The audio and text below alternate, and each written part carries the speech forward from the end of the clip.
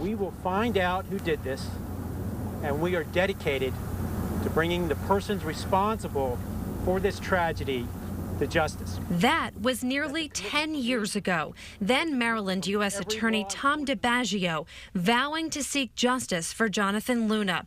But 10 years later, not much has changed.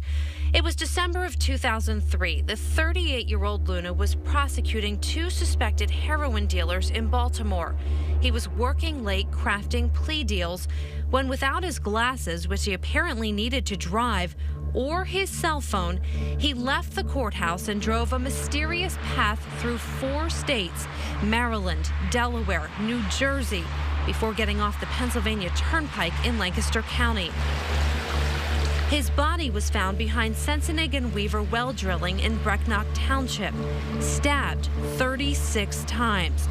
But the cause of death, the married father of 2 had drowned in this stream.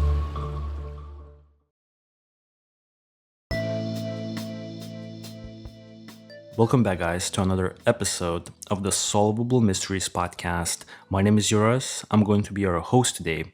We're going to be discussing the mysterious death of Jonathan Luna, who was the Assistant United States Attorney in Baltimore, Maryland. I believe this case was once again suggested by James McInnes, just like last week. So a shout out once more to James.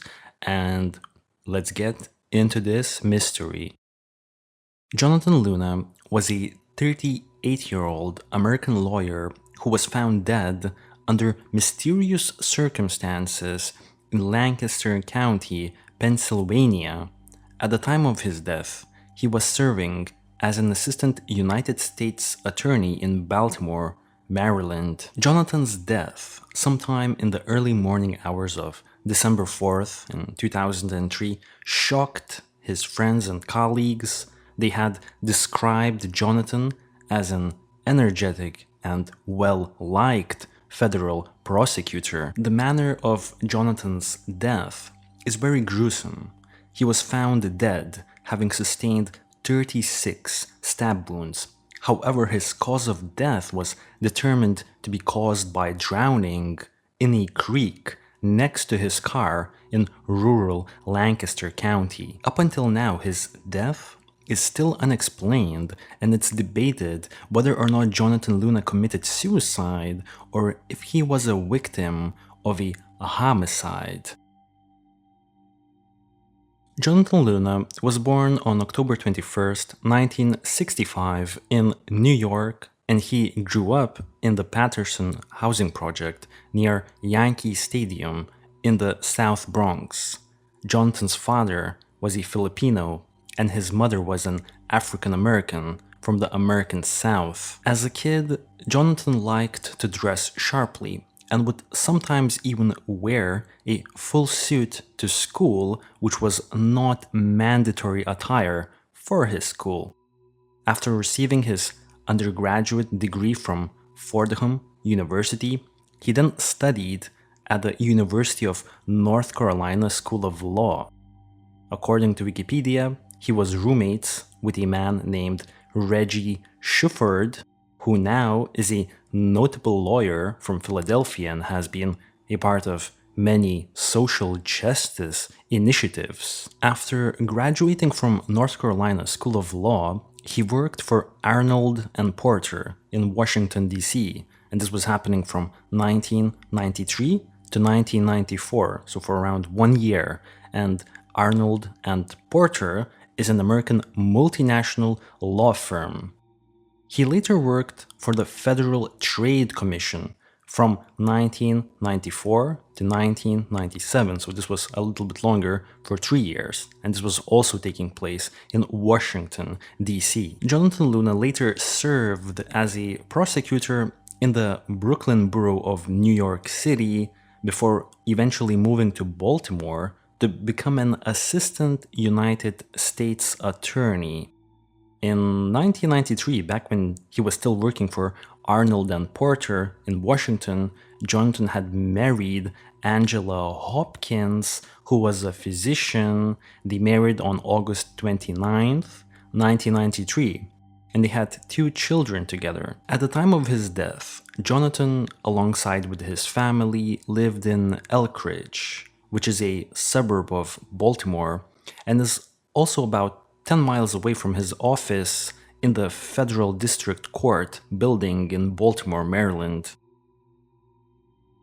Right before his death, on Wednesday, December 3rd, 2003, Jonathan Luna was working on a plea deal for 2 defendants in a high-profile drug trial that he was the prosecutor for that trial. The 2 defendants were Dion Smith, who was a Baltimore-based rapper, and his associate, Walter Poindexter.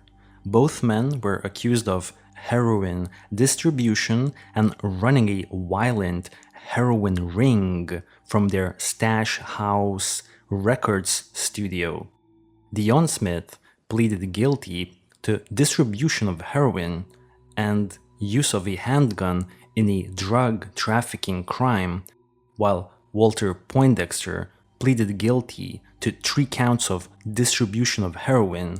Conspiracy charges against both of them were dropped. According to the timeline, Jonathan needed to finish working on this plea deal that same day, on December 3rd, because this plea deal was to be presented to the judge the next morning on December 4th. And when talking about this case, the death of Jonathan Luna, it's also important to remember how time sensitive the completion of this document, this plea deal, was for Jonathan. It's also reported that Jonathan, who was a competent attorney, was having a hard time working on this specific drug case. It's also reported that at the time of his death, he was under a lot of pressure from his boss, the U.S. Attorney Thomas DiBaggio, to perform well in this case, so it's likely that Jonathan was stressed out at the time of his death. On the day leading up to his death, which was Wednesday, December 3rd, 2003, at around 5 p.m. in the evening, Jonathan Luna was still in his office at the Federal District Court building in Baltimore. He was there to work on the previously mentioned plea deal for Walter Poindexter and Dion Smith. He seemingly finished up his work and left the court building at around 6 p.m. to go back to his home in Elkridge. Walter Poindexter's defense attorney, Arcangelo Tuminelli, said that he received a phone call from Jonathan Luna at around 9:06 p.m. that night, so around 3 hours later. Now, during this call, Jonathan told Arcangelo that he was still working on the paperwork for the plea deal and making sure it was all correct. Arcangelo Tuminelli also said that he did not know where Jonathan Luna was at the time of this call, but he said that Luna told him he had to go home and would be back in his office in the courthouse working on the paperwork later in the evening. Arcangelo Tuminelli assumed he would receive a fax from Luna with the paperwork at around midnight. However, the fax never came. According to an unconfirmed report from an unspecified source, Jonathan Luna, around 9:30 p.m., left a voicemail message to Dion Smith defense attorney Kenneth Ravenel, saying he would fax the plea deal agreement later. Let's remember that Dion Smith is the associate of Walter Poindexter, and Luna was working for a plea deal for both of these men. As I understand, at this point in the evening, Jonathan was still in his home in Elkridge because, according to the official timeline, at around 11 p.m. that same evening, he told his wife Angela Hopkins that he had just received a cell phone call and had to return to the office. Now, the identity of the caller was not disclosed. Jonathan left his home soon after this call and arrived at the courthouse. It's unclear who made the call to Jonathan at 11 p.m. late on a Wednesday evening? And why did he have to return to his office? It's, once again, I'm unsure about this information. I assume that law enforcement knows the identity of this caller, so perhaps it's just someone related to his work, and this was a legitimate work-related call.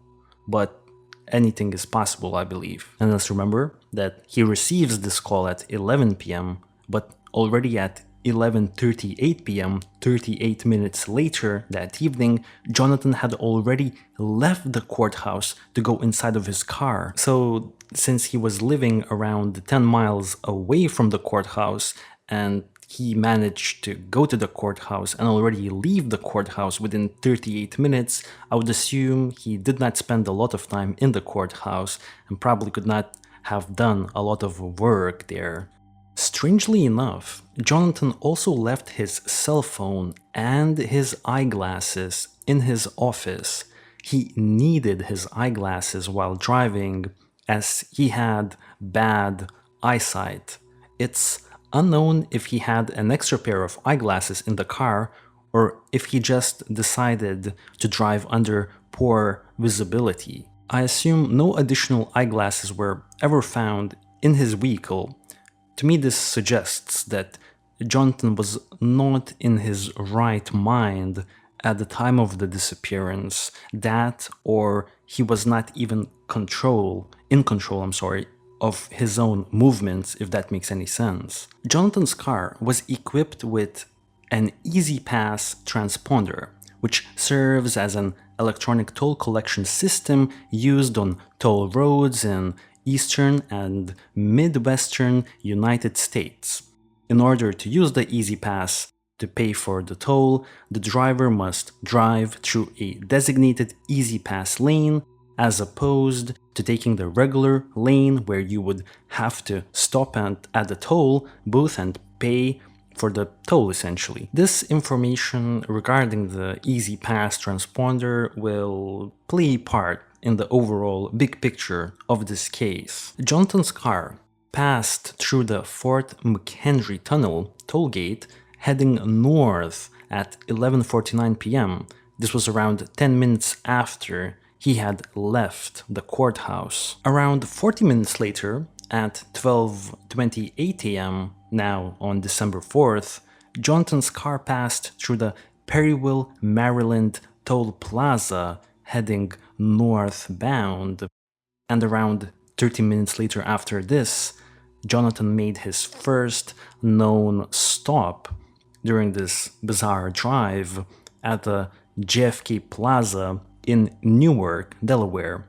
At 12:57 a.m., his debit card was used here to make a $200 ATM withdrawal, but there is no footage on the security cameras capturing this transaction. Afterwards, Jonathan continued heading north into the Philadelphia area. Since the tolls are only taken westbound, meaning from New Jersey to Pennsylvania, there is no electronic record of Jonathan crossing from states like Delaware to New Jersey or from Pennsylvania to New Jersey. At 2:37 a.m., Jonathan Luna's car entered the New Jersey Turnpike, which is essentially just a toll road at Interchange 6A from New Jersey Route 130 at 2:47 a.m. at night. It entered the Pennsylvania Turnpike at the exit 359, past the Delaware River Bridge. I know that if you're not looking at the map, it's probably hard to understand where all of these locations are, but you could just imagine that this bizarre drive started in Baltimore and Jonathan was heading north across the East Coast, and at this particular point, at 2:47 a.m. in the night, at the turnpike, he makes a U-turn and now he is still heading north, but he's now heading north in the westward direction a little bit towards Pennsylvania, towards the place where he will be discovered dead later on in that night. Now, his car exited the Pennsylvania Turnpike and re-entered it, picking up a paper toll ticket rather than passing through the Easy Pass lane. And this is where the previously mentioned information regarding that his car had equipped the Easy Pass transponder comes into play. Because at this point in time, it seems that Jonathan is making a decision, or someone else is making the decision for him, to now use the cash paid toll lanes. The reasoning for this is unclear, but it's been speculated that perhaps whomever is driving the car at this point in the night is trying to avoid potential geolocation tracement, if that makes any sense, because the Easy Pass transponder probably sends out your information somewhere else. So maybe this is what's happening here. But once again, why the sudden change from passing through Easy Pass lanes to cash paid toll roads is definitely unclear, and it's been speculated. There are a lot of potential theories that could explain this. At 3:20 a.m., Jonathan Luna pulled into a service plaza along the Pennsylvania Turnpike in King of Prussia, Pennsylvania. And some of you guys might remember the town of King of Prussia from our last podcast episode regarding Tony Sharpless. An employee at this service plaza said that they saw him buying gasoline, a snack, and a soda, but authorities found no sign of him on the grainy video surveillance tapes. It's been speculated that the things that he was buying at the service plaza perhaps indicates that he is not alone buying a snack and a soda. I'm not really sure why this speculation was made. I believe he bought like 2 waters and a soda, almost like as if he was buying more drinks than he actually needed for himself. So it's quite unclear whether or not he was alone at this point in the night. Investigators are also trying to determine whether another man who can be seen on the tape could have been traveling with Jonathan Luna at that point. We don't have the security footage from this stop, from this service plaza, so it's hard to speculate on this particular clue. But I definitely think that there is a possibility that at this point in the drive, Jonathan was no longer alone. The assistant manager of this service plaza said that Jonathan Luna had put 2 tanks of gas on his credit card, while another employee told the media that he had seen Jonathan Luna when he purchased these drinks. And Luna did not appear to be under any duress, and the quote from this employee is, quote, "He was just very calm. He must have been with people, but I don't think he knew they were going to kill him," end quote. And this is what the employee who witnessed him buying the drinks said. So this is a very credible, very strong witness in this case. And also this employee of the station seems to think that Jonathan was with someone else at this time. Now, I don't think they've seen him with anyone else. It's just their assumption, but I think we have to take it as somewhat credible. Once again, it's just an assumption. Also, the fact that he seemed calm to this, employee of the service plaza is interesting, because this was definitely not a regular Wednesday night for Jonathan Luna. So for him to stay calm is also fairly interesting. Now, on the other hand, after interviewing these same employees and reviewing surveillance videos and cash register receipts, investigators did not believe there was a second person traveling in the car with Jonathan Luna. A Roy Rogers restaurant manager, and Roy Rogers is just another fast food chain within America, Kathy Seidel, at a rest stop in Elverson, Pennsylvania, 30 miles west from his last known location, said she saw Luna there in the Roy Rogers restaurant. She said that that he reminded her of a TV host named Bryant Gumbel. and she did not recall seeing anyone else with Jonathan. However, FBI agents would not say whether Kathy Siedel's account is credible.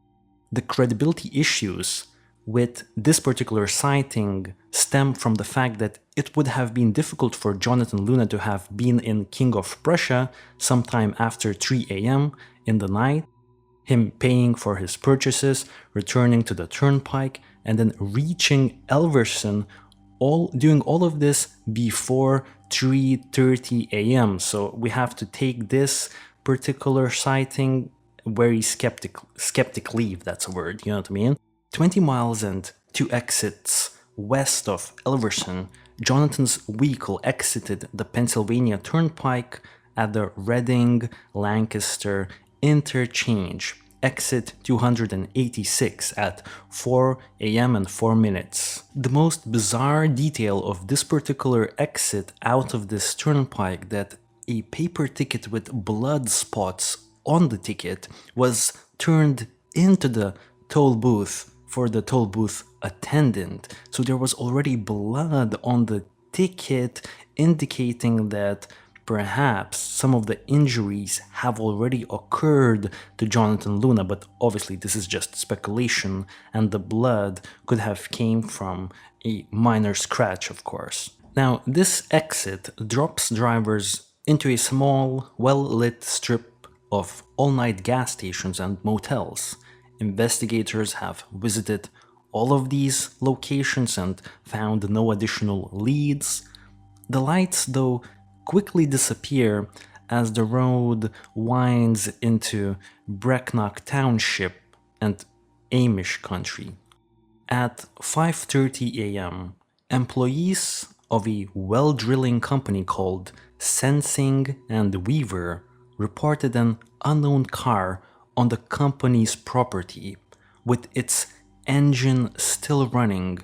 This was an unusual sight because these were the first employees to report to work that morning, so I assume the parking lot must have been empty, so an unidentified vehicle parked in an odd position seemed very suspicious to these employees. This vehicle, of course, was that of Jonathan Luna's, and this location where the car was found was very close to the last exit that Jonathan made. It's just around a couple of miles away. Now, Jonathan's car had blood smeared over the driver's door and the front left of the car. A pool of blood was found on the rear seat floor. Around $200 were strewn around inside of the car, along with his cell phone equipment. It's believed that the money that was strewn around his car was actually the same money he had withdrawn from an ATM earlier in the night. It's a bit of a mess when you're trying to determine the positioning of Jonathan's car, because according to Wikipedia, Jonathan's car was driven into the creek after it had already been parked in the parking lot. I'm not really certain what that means. Does this mean that whomever was driving Jonathan's car parked it and driven it close to the creek? Or does this mean that whomever found the car, meaning the employees, had driven it into the creek? I think the first option is probably the more logical, that maybe it was parked, but then it was kind of driven closer to the creek. So once again, this information is a little bit unclear. All I know that Jonathan was definitely not in the car.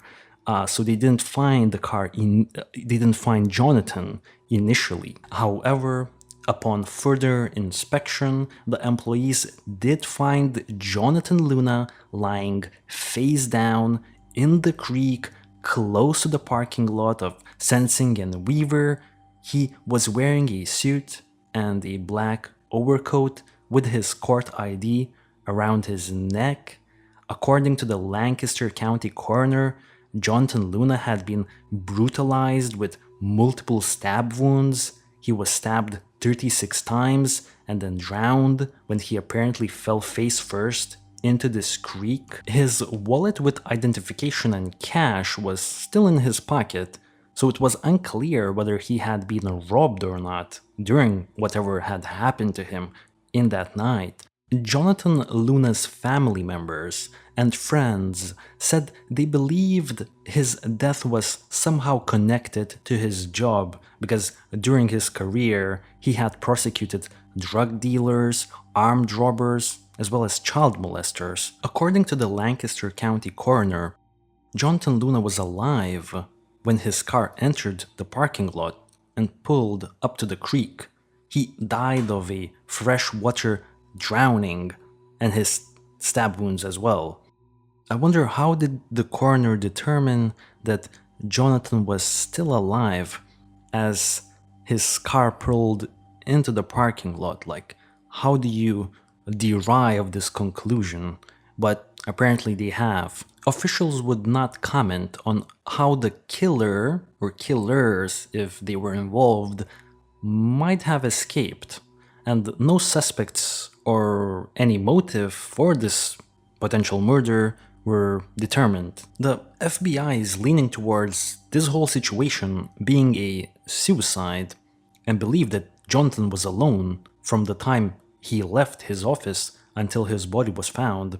However, the local Lancaster County authorities, including 2 successive coroners, ruled it a homicide. For me personally, it's pretty hard to imagine how someone would commit suicide by stabbing themselves 36 times, and apparently some of the stab wounds were to his scrotum, and more than half of them came to his neck. I think the main reasoning for law enforcement, for FBI, thinking that this could be a suicide was because some of these stab wounds seemed like they were hesitation wounds, meaning that they barely penetrated Jonathan's flesh. So it seemed like someone who's trying to end it but is having a hard time doing so. But once again, 36 times is a little too much for me personally to deem it as a potential suicide.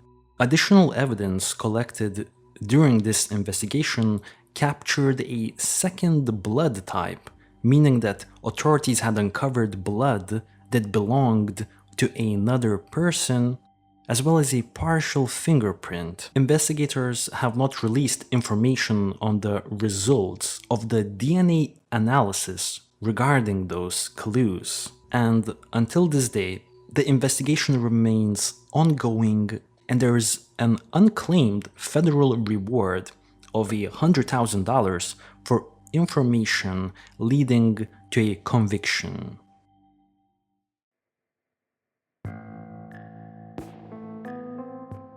Since Jonathan Luna was a prosecution attorney working with high-profile criminal cases, it's been speculated that someone he had previously sent to prison may have wanted to get revenge and was responsible for his death.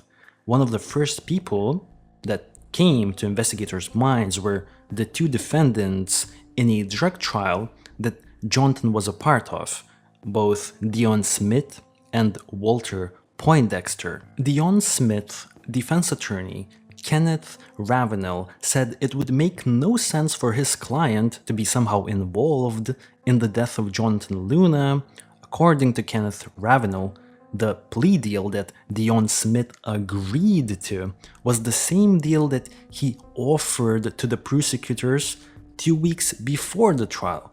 In addition, Kenneth Ravenel told a TV news anchor that, and this is his quote, Mr. Luna was instrumental in negotiating the deal and convincing his office that it was a proper deal. So both men had the deal they sought from the prosecution. If this is true, then it seems that Jonathan Luna was on good terms with the 2 defendants in the drug trafficking case, that he was conscripting the plea deal shortly before his death. In order to find more clues in this case, investigators had pored over Luna's financial records and computer files and combed through his phone logs and his personal PDA entries.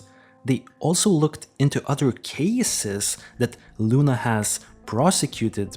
In those cases, in the past few years, which included drug gangs and violent criminals, but authorities came up with no promising leads.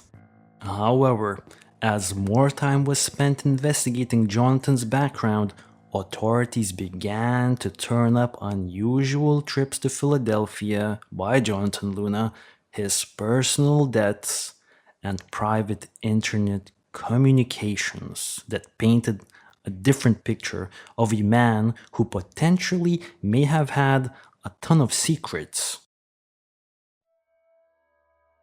Sources told reporters that investigators had found Jonathan Luna's name on adult websites. The sources also said that the messages sought women for sexual encounters. Some sources also said that the location where Luna's body was found is a place where people have been said to seek other people for sexual encounters. However, local officials of that area have denied that that particular spot is such a location. On top of this, Jonathan Luna's father told authorities that Luna had traveled to the Philadelphia area several times in the month preceding his death. He even canceled a Thanksgiving weekend trip to New York City back home, telling his father that he had a case and he had to go to Pennsylvania, but officials said he had no court business in Pennsylvania, but other lawyers connected to the drug conspiracy case that was underway in Baltimore, meaning his last case that he was conscripting the plea deal for, have said to the media that a key witness in that particular case was being detained in the Philadelphia area and that Jonathan Luna went there several times to interview him. But once again, I don't think he would have gone there to interview this man at like 5 a.m.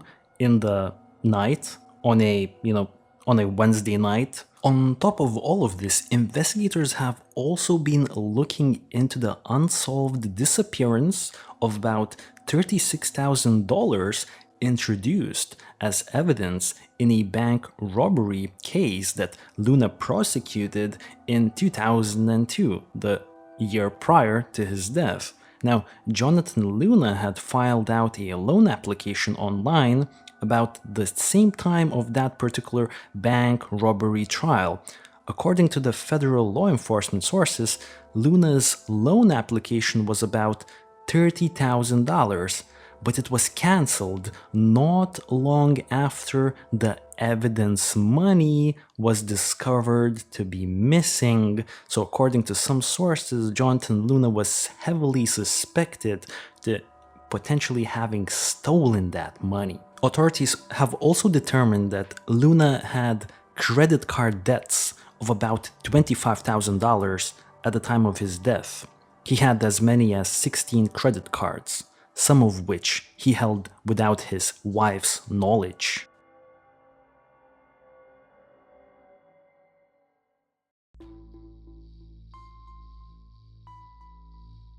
There are two prominent theories to explain the death of Jonathan Luna. The first theory is that Jonathan had committed suicide, and the other one that he was a victim of a homicide. Let's look at the background of Jonathan's disappearance. He has been working late hours to produce documents for a plea deal in the drug trafficking case that he was the prosecutor for. He had contacted both Dion Smith and Walter Poindexter's defense attorneys, informing both of them that he will have the finalized documents sent sometime in the late evening hours of December 3rd. These documents were crucial for the court proceedings the following morning. However, they have never been finished or sent to the defense attorneys. Jonathan left the office at 6 p.m. and headed home. I assume this is when his normal working hours have finished. 3 hours later, at 9:06 p.m., he called Arcangelo Tuminelli, the defense attorney for Walter Poindexter, and 24 minutes later, he left a voicemail message at 9:30 p.m. to Dion Smith's defense attorney, Kenneth Ravenel, letting both attorneys know that he will be working on the plea deal and will send over the final version later that evening. At around 11 p.m. that evening, he told his wife Angela Hopkins that he had just received a cell phone call and had to return to the office. I don't know when he managed to arrive at the office, but he didn't spend a long time there because he had already left the office by 11:38 p.m.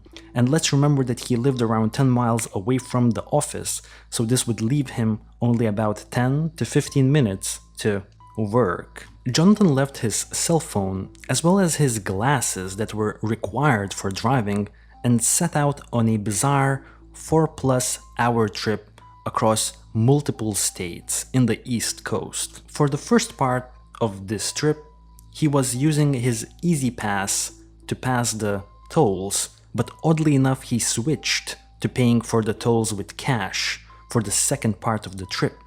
Along the way, he stopped at gas stations to retrieve $200 from an ATM and to get snacks and drinks, as well as some gas for his car. It's unknown if he was alone driving his car or who was driving in the first place, even though authorities seem to be leaning towards him being the driver.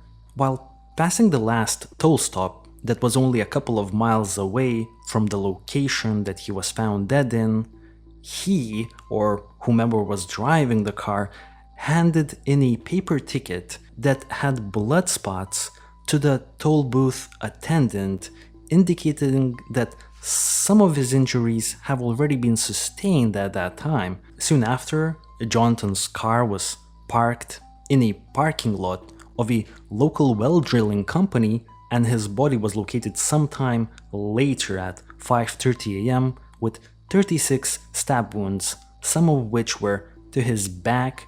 Bruising on his genitals have also occurred. These injuries are not commonly self-inflicted. It was determined that these stab wounds were inflicted by Jonathan's own personal pocket knife.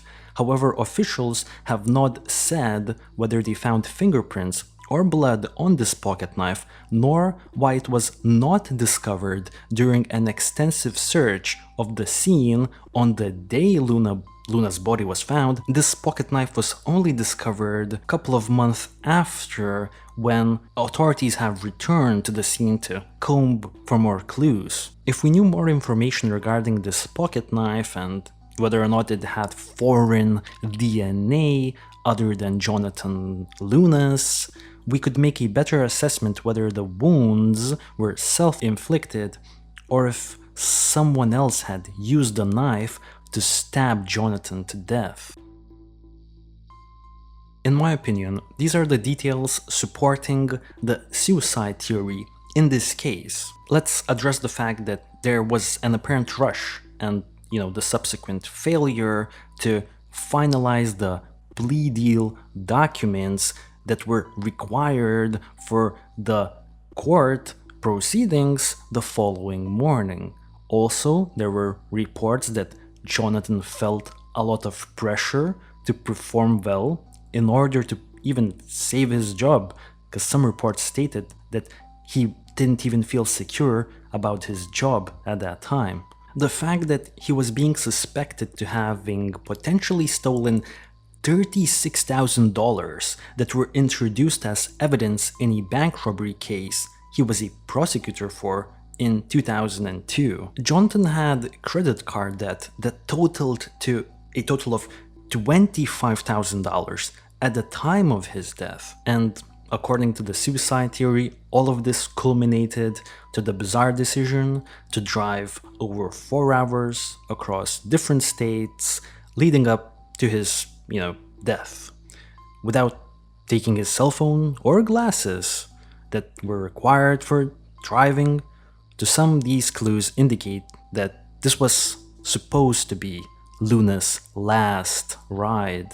The fact that he had already given a paper ticket that had blood spots to the toll booth attendant, indicating that he had been committing self-harm before arriving to the area where he was found dead, also adds to this speculation regarding the suicide theory. And lastly, some of his stab wounds were described as hesitation cuts by the FBI and some other investigators. And these are the details in my opinion, that support the homicide theory in the death of Jonathan Luna. First, let's address that he was a prosecutor working with high-level criminal cases over the years, and he could have left some criminals potentially seeking revenge after he had sent them to prison. Also, there is the fact that his manner of death seemed to indicate foul play. Suicides by self-inflicted stab wounds are rare. More than half of his stab wounds were to his neck, and some of his stab wounds were to his hands and throat and scrotum. To me, this looks like potentially defensive stab wounds, and it looks like someone else was probably stabbing Jonathan. Blood belonging to another person has been found at the crime scene, as well as a fingerprint, even though we don't really have any information regarding the DNA analysis, because authorities have not released this information. Also, the fact that there was a pool of blood in the back seat of his car would suggest that Jonathan Luna was in the back and someone else may have been driving for some portion of this night trip. After researching this case, I'm leaning towards the homicide theory. I don't have a specific scenario how Jonathan Luna was murdered, but I found the theory of him potentially meeting up with a woman whom he may have met via online adult sites and then things getting out of hand interesting. I guess this would explain why he had withdrawn $200 from an ATM earlier in the night. This is usually the amount of cash you would spend for paid sexual favors. Also, it's been reported that the area where Jonathan's body was discovered is a location known for such sexual arrangements, even though the local authorities have denied this. On the other hand, if I understand correctly, it's even completely possible that Jonathan Luna was in the back seat of his car for most, or at least some part of this trip. This is indicated by him leaving his glasses needed for driving in the office and the pool of blood in the back seat of his vehicle. The latter could mean that he has been fatally injured sometime in the night and was eventually left for dead in the creek where his body was found. Overall, I think that this case deserves more attention, and hopefully some sort of a breakthrough will happen soon. This is where I'm gonna be wrapping up for this week's episode, guys. I hope you enjoyed. If it's not too much to ask, and if you enjoyed the episode, please leave a subscribe on my YouTube channel. That always makes me very happy. And also leave a like, as well as a comment in the comment section where you could, discuss your personal theories regarding this case. I will catch you on the next episode. Until then, I hope you will enjoy the rest of your week, and I hope you will stay safe. Till then, stay safe and peace out.